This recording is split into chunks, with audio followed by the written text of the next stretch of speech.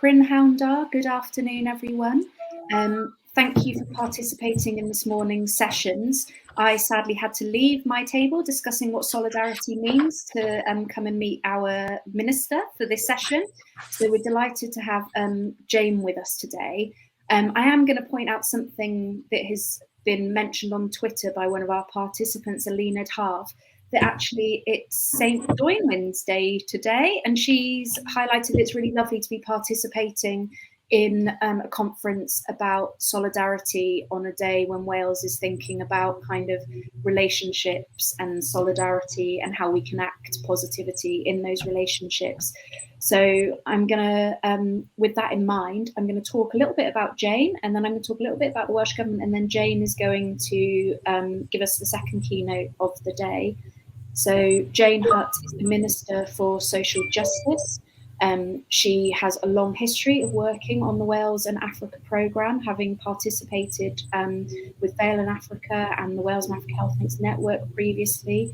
Jane also lived in Uganda, and I'm sure you'll correct me, but I think Kenya as well, as a young woman. So she's well versed and understands some of the challenges that we're talking about when we're talking about acting in solidarity. Jane has been a minister in the Welsh Government for several years, so has played an active role in being a really progressive minister in a really progressive government, which I think most of us in the Wales and Africa sector feel very proud of. Just to run through some of the achievements of the Welsh Government in the last few years, and I know our speaker this morning, Karimi, who was based in Kenya, spoke with us about jealousy about some of the things that we've been able to do in Wales, which was amazing to hear that kind of global acknowledgement of what's been going on. So we obviously have the future, the Wellbeing of Future Generations Act. It's always a tongue twister for me, where we're talking about intergenerational justice for years to come, and we've legislated to make sure that's a reality. Welsh Government were one of the first governments to declare a climate emergency. And I know lots of the discussions today have really focused on climate and what we need to do in terms of climate as an act of solidarity. We have a plan in Wales to hit net zero by 2030, which has also been highlighted as incredibly positive today. We obviously have the Wales and Africa programme, which was set up as a response to the Make Poverty History movement several years ago, and has really enabled links to become a reality between Wales and sub-Saharan Africa. And we also had a good presence at COP26, where we learned a lot about acting in solidarity on some of those issues. And of course, Jane, as the Minister of Social Justice, has a deep understanding of this work as an act of justice and not a charity, and the importance of Wales as a more economically developed country reaching out and acting in solidarity with nations in sub-Saharan Africa. So Jane, I'm going to hand over to you. We're looking forward to hearing from you. If anyone has any questions during Jane's talk, please feel free, as usual, to pop them into the question and answer. She's a busy woman today. We do have plenary this afternoon, so we might not get to them, but if we do, I'll field a couple to her. So thank you very much for joining us, Minister. As you know, we're always incredibly grateful for your support and for the insight you give us and drive for the sector. Thank you. I'll disappear now. Diolch yn fawr, Claire, and Prynhawn i chi gyd. Thank you, Claire, and good afternoon to you all. I'm really pleased to join you this afternoon. I thank Cymru Africa for the opportunity to talk about global solidarity, the theme of today's event.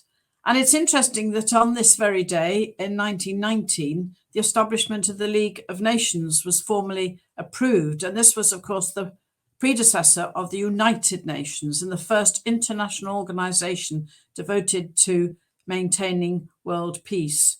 And also, I'm really glad, Claire, that St. Dwynwen's Day is a day we celebrate today with all of the impact and meaning of that for us, very relevant as we discuss these important issues, because the question which you've been discussing is, can there ever really be world peace without true global solidarity? Picking up on that all-important mission of the United Nations. Just a couple of months ago, the Deputy Secretary General of the United Nations, Amina Mohammed, highlighted the socioeconomic burdens and impact of COVID-19.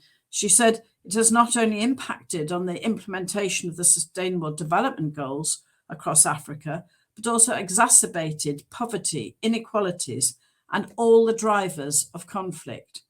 Deputy Secretary Amina Mohammed also underlined the need, and I quote, to re-embrace global solidarity, to find new ways to work together for the common good of all people in every country. And I am proud to say that this is the approach that has always been taken in Wales. We reach out beyond our borders to share, to listen, and to learn. And I do find it incredibly concerning that only around 9% of people across the whole of Africa have been fully vaccinated against COVID so far. And many countries, including some of the continent's largest, have so far vaccinated fewer than 5% of their populations. And it's been said many times, but truly, none of us is safe until all of us are safe. And this has been highlighted further by the rapid global spread of the Omicron variant over the last month or so, first identified in South Africa. And so what can we do? Vaccine inequity is still the biggest obstacle stopping the world emerging from this pandemic. And although vaccine distribution is not devolved, we haven't got the powers in Wales, the First Minister has urged the UK government, who have the responsibility, to accelerate the supply of vaccines to the developing world, and he continues to do so. So whilst we can't send vaccines ourselves from Wales, we have made strong representations about this, and this has been reflected in our Welsh Parliament.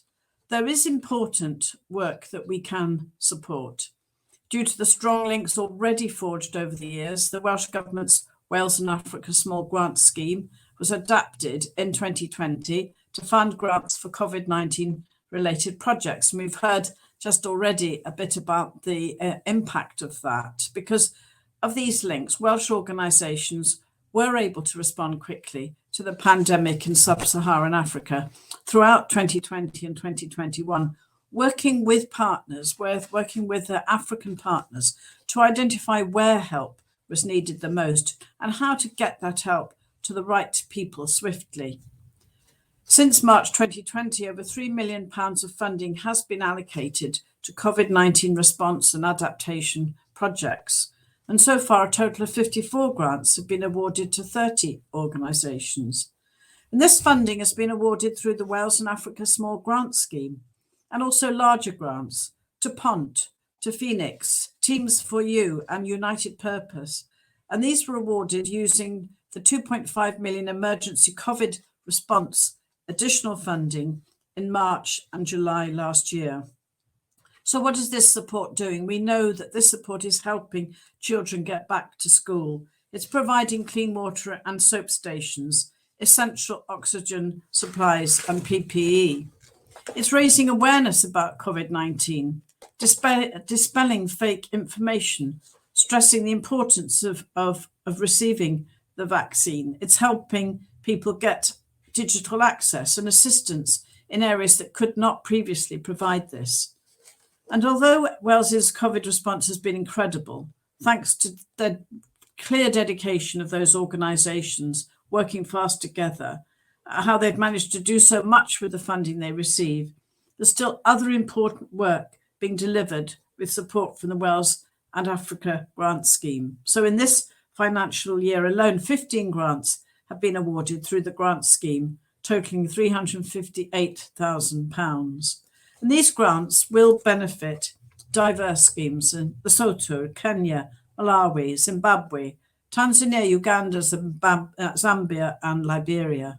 And it covers a number of themes, from gender empowerment, developing equipment to support children, disabled children, reducing maternal mortality rates, climate change and livelihoods, such an important theme, as you said, Claire, of global solidarity. The grants panel is going to meet again in a couple of weeks to decide on how to allocate the funding that remains after considering those final grant proposals. proposals. In addition, we have funded a women's empowerment project delivered by Hub Africa, which first looked into the experience of gender-based violence victims in Lesotho, and then the second strand of the project, a grant scheme which will enable Welsh organisations to work with their partners in Uganda to promote and deliver women's empowerment and gender equality activity. And I know the grants panel met last week to consider proposals, so I'm looking forward to hearing about the projects that we'll be supporting. But I just wanted to say today how proud I am of the excellent environmental and climate work that's been done in Wales, work that we've supported over the years and will continue to do so. We must accept the harsh reality that we in the developed world have done the most damage to our planet, and yet the countries that are suffering the most are the ones who have caused the least harm. And for example, Wales has legacy emissions associated with the coal mined in the South Wales coalfield, which are still significantly warming the planet. So if we look at this, because of that coalfield, Wales industrialised some years ahead of England, which means we have a longer legacy footprint than any other nation and a particular commensurate climatic responsibility. The most vulnerable people and the least to blame are facing the consequences of our actions. They're our actions. A great injustice has happened and been allowed to happen for too long. We have to balance the scales here, which means pushing without compromise for climate justice. We must raise the bar and back up all our commitments with clear action, as individuals, as organisations, and as governments. There is much work that lies ahead, and we will more than likely never fully repair the damage that we've caused to our climate. However, despite this, it's absolutely fair to recognise that Wales has achieved an incredible amount over the last couple of years, even in the light of the challenges we faced during the pandemic. There's great work being done in Wales with our plant scheme, the Forest Industry Recovery Scheme, and also the Community Woodlands Grant. But of course, climate change and deforestation are global concerns.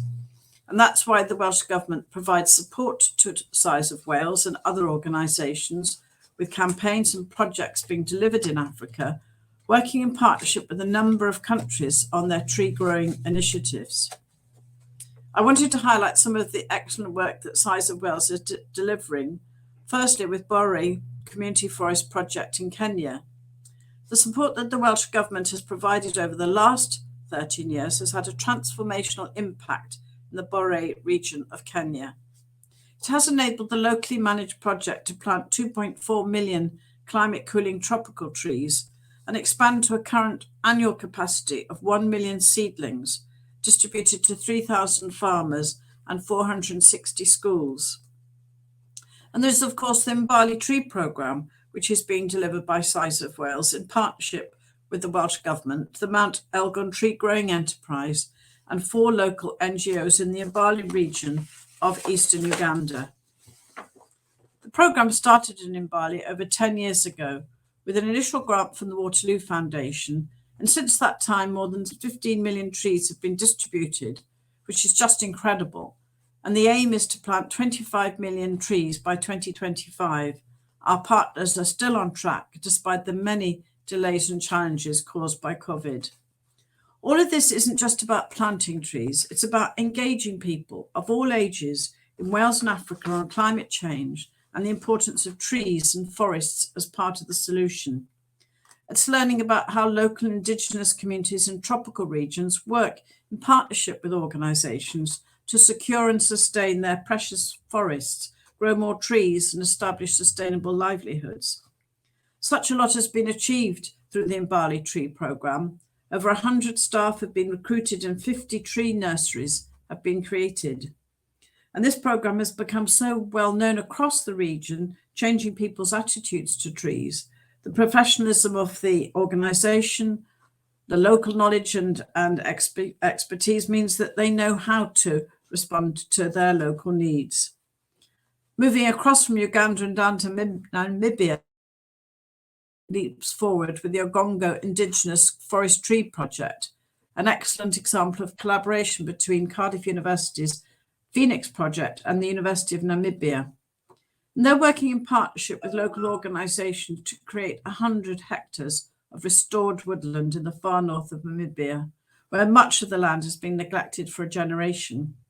A tree nursery has also been created to nurture indigenous tree species, enabling local people to grow and process fruits, reducing poverty in local communities and valuing local trees. With really vital work being delivered in Wales and in Africa, it's so important that we spread the word about this work and let people know what we're doing and, crucially, why we're doing it. The Invalid Tree Programme is a programme which demonstrates Wales's commitment to climate justice, and rural Ugandans have done very little to cause the climate change that is causing them so many problems, which include drought, flooding and landscapes. By supporting this Ugandan-led project, Wales is helping some of the very poorest people in the world adapt to climate change and improve their livelihoods. And there's an incredible amount of work happening in Wales to support other countries in their own fights against COVID and also climate change. But there's also always so much more that could be done. And we have our responsibility, that legacy of our industrialisation that I've already spoken of. Our hands are often tied and there are always barriers to jump, but that doesn't stop us continuing to seek our support, how we can support our friends around the world when it's most needed, and learning from each other along the way, embedded in our well-being of future generations legislation 5 years on. To be global citizens, it's global solidarity, and our young people learning as they grow up and through our curriculum, pioneering new curriculum, how important that is for them as ethical, informed citizens of Wales and the world. So with tomorrow's summit theme of arts and culture, of course, as I said, it would be remiss of me today not to finish with our, once again, Dydd Sant Dwynwen Hapus, happy St. Dwynwen's Day. And of course, as we've said, and I said from the outside, and Claire, we should not only celebrate the love in our own lives, but project good wishes of peace and happiness to all. And that's what we really strive to do here in Wales, and particularly of that important day of our saint, St. Dwynwen. Diolch eto I Hub Cymru Africa. Mi'n hoch I ddyddiad. Thanks again to Hub Cymru Africa. I hope you all enjoy the rest of the summit, the days ahead. Diolch yn fawr I chi gyd. Thank you to you all. Jane, thank you so much, as ever, for participating in our conference.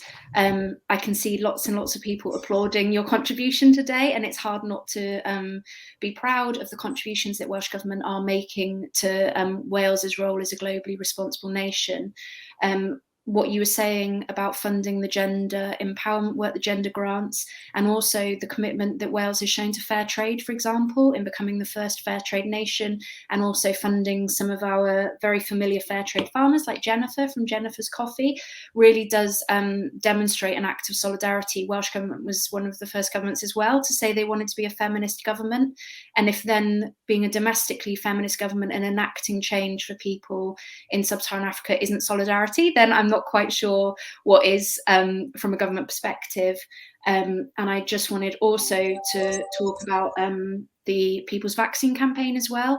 Again, Welsh Government have shown leadership in that area and have put it on record that we want to see the capacity of sub-Saharan African nations' ability to kind of produce vaccines and deliver vaccines for their populations is something that we're also really pleased with. And I know Wales Overseas Agency Group long campaign for that, and we are grateful to see Welsh Government act in solidarity on that issue as well.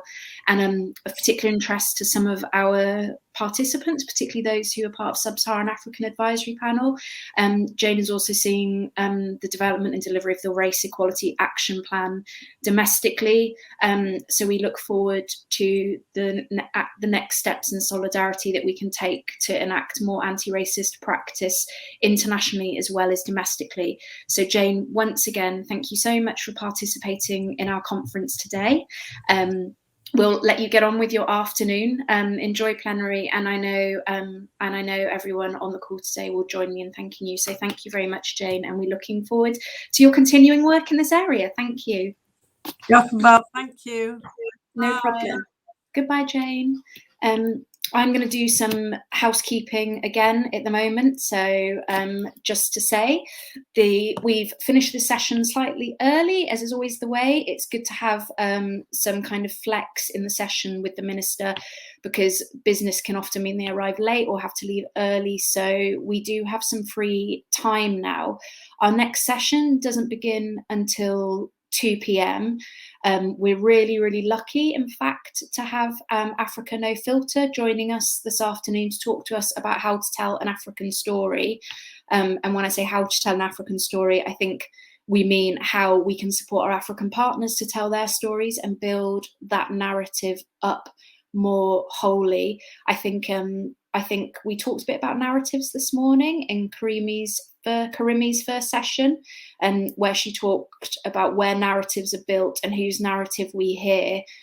So we hope this next session will help our partnerships to set narratives which are different, and it reflects on the learning of the Reframing the Narrative work that we've done over the last couple of years. So if we can reconvene at 2 o'clock for that session, we look forward to hearing you. You've now got an hour and 40 minutes to get on with some networking and meeting other participants in the conference. I hope some of you are now familiar with the ability to kind of move on to tables, to network with each other, to direct message each other, and all of the kind of all of the facilities that this platform offers. So make the most of it. We know people are missing coming together. We know people are missing the kind of water cooler chat. So if there's someone today that said something that you're very interested in, direct message them, get their contact details, arrange to speed network, and all of those other opportunities. I'm going to end this session. I'll see you back here at 2 o'clock. If you just leave the platform running in the background, then you'll be sucked back into the main session. And don't forget also, of course, as ever, to fill out the surveys that you can find in the social lounge. We're really interested in your feedback. We're a learning organisation, and we like to digest what we hear and reflect and make things better. Who knows, this might be our last online conference, but I hope not to lose the benefits of being able to draw in speakers from all over the globe. Thank you very much, and see you all later.